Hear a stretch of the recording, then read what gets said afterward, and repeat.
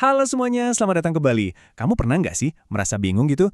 Gimana ya caranya ngomongin rencana atau cita-cita ke temen, tapi dalam bahasa Inggris? Nah, pas banget. Hari ini kita bakal kupas tuntas gimana caranya ngomongin soal rencana dan harapan. Ini penting banget loh, biar obrolan bahasa Inggris kamu kedengeran makin luwes dan natural. Oke, sebelum kita gas ke materi, kita cek ombak dulu yuk. Gimana nih perasaan kamu hari ini? Coba lihat emoji-emoji ini, mana yang paling pas buat kamu? Kalau aku sih jujur aja lagi excited banget nih, soalnya materi hari ini seru abis. Kamu gimana? Lagi semangat juga? Atau mungkin lagi capek, deg-degan, atau malah lagi santai banget? Gak apa-apa, apapun perasaanmu, yuk kita tarik napas bareng-bareng dan fokus bentar. Oke, udah siap? Yuk kita langsung masuk ke inti pembahasannya. Jadi gini, kunci dari semua yang akan kita pelajari hari ini itu ada di satu kata ajaib, namanya intention. Pernah dengar? Kira-kira apa sih intention itu? Nah, ini dia jawabannya. Intention itu kalau diartiin ke bahasa Indonesia artinya niat. Gampangnya gini deh, intention itu ya semua hal yang pengen kita lakuin atau kita harapkan terjadi di masa depan. Bisa hal yang udah pasti, kayak aku mau ngerjain PR, atau bisa juga yang masih angan-angan, kayak semoga aku bisa keluar negeri. Dua-duanya itu intention. Oke, kita bedah satu-satu ya. Kita mulai dari yang pertama, yaitu gimana cara ngomongin rencana. Atau dalam bahasa Inggris disebut plans. Nah, plans ini biasanya sesuatu yang udah lebih jelas, lebih konkret di kepala kita. Sesuatu yang benar-benar mau kita kerjain. Nah, frasa yang paling umum dan paling gampang buat ngomongin rencana itu adalah I want to. Simpel kan? Artinya ya saya ingin. Udah, gitu aja. Langsung ke intinya buat ngasih tahu apa yang mau kita lakuin. Sekarang, yuk kita lihat contohnya dalam kalimat sehari-hari. Simple-simple aja kok. Misalnya, I want to study. Aku mau belajar.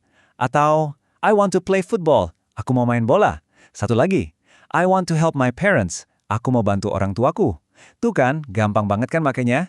Nah, coba sekarang giliran kamu. Pikirin satu hal yang pengen kamu lakuin hari ini, coba deh ucapin pakai pola I want to. Oke, sekarang kita masuk ke bagian yang suka bikin orang kepleset nih, terutama yang baru belajar. Tapi tenang, gampang banget kok kalau kita tahu kuncinya. Coba deh lihat tabel ini baik-baik. Jadi, kata want itu bisa berubah sedikit tergantung siapa yang ngomong. Kalau subjeknya I, you, we, atau they, kita pakai want to, normal. Tapi, kalau subjeknya itu he atau she, alias dia satu orang, kita harus tambah huruf S di belakangnya. Jadi, wants to. Detail kecil ini penting banget loh biar grammarmu kedengaran pas.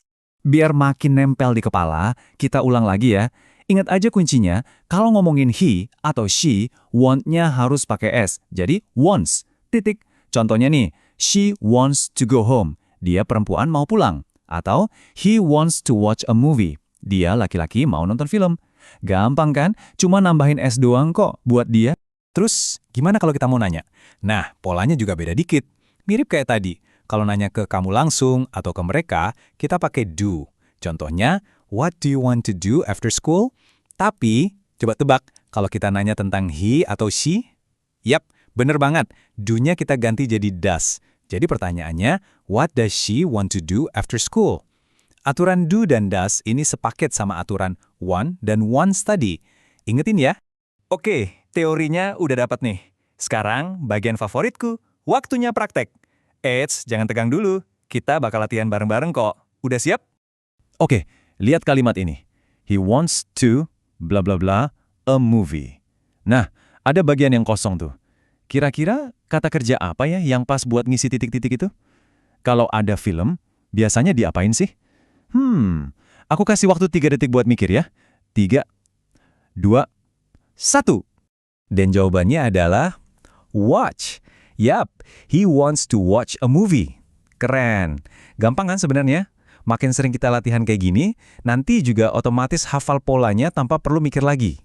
Oke, ngomongin rencana alias plans udah jago nih. Sekarang kita naik level dikit ya. Kita bakal belajar cara ngomongin sesuatu yang lebih dari hati, yaitu harapan atau hopes. Nah, buat ngungkapin harapan, kita pakai frasa yang simple banget. I hope. Artinya, saya berharap. Beda loh rasanya sama I want to. Kalau hope ini lebih kayak doa, sebuah keinginan, sesuatu yang kita pengen banget terjadi, tapi kita nggak bisa 100% ngontrol hasilnya. Coba deh dengerin contoh-contoh ini. I hope I can speak English better. Aku berharap aku bisa ngomong bahasa Inggris lebih lancar. Atau, I hope I can go to university. Aku berharap aku bisa kuliah. Nah, kedengeran kan bedanya? Kalimat-kalimat ini tuh kayak cita-cita, sebuah impian. Itulah inti dari harapan. Jadi, biar makin jelas, apa sih bedanya plan sama hope? Gini deh, cara gampang bedainnya. Plan itu soal aksi, sesuatu yang mau kamu lakuin. Kalau hope, itu soal keinginan atau hasil, sesuatu yang kamu harapin terjadi. Contohnya nyambung banget nih. I want to join the English Club. Itu kan aksi, sebuah rencana. Kamu bisa datang dan daftar. Nah, dari situ, kamu punya harapan. I hope I can speak English better. Ini hasil yang kamu impikan. Ngerti kan bedanya?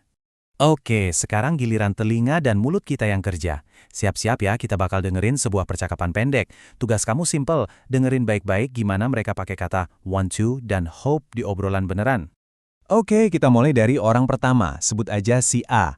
Dia nanya, what do you want to do after school? Nah, kedengeran jelas kan? Ini pertanyaan soal rencana. Apa yang mau dilakuin setelah pulang sekolah? Terus si B jawab, I want to join the English Club.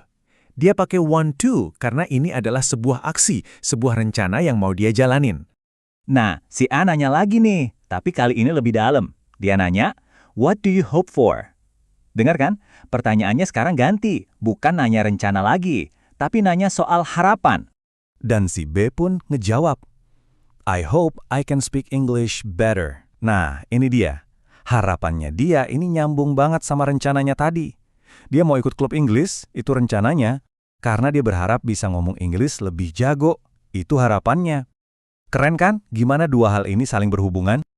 Nah, sekarang giliran kamu. Aku punya tantangan seru nih buat kamu. Coba deh, ajak satu temanmu, terus bikin rekaman suara percakapan pendek.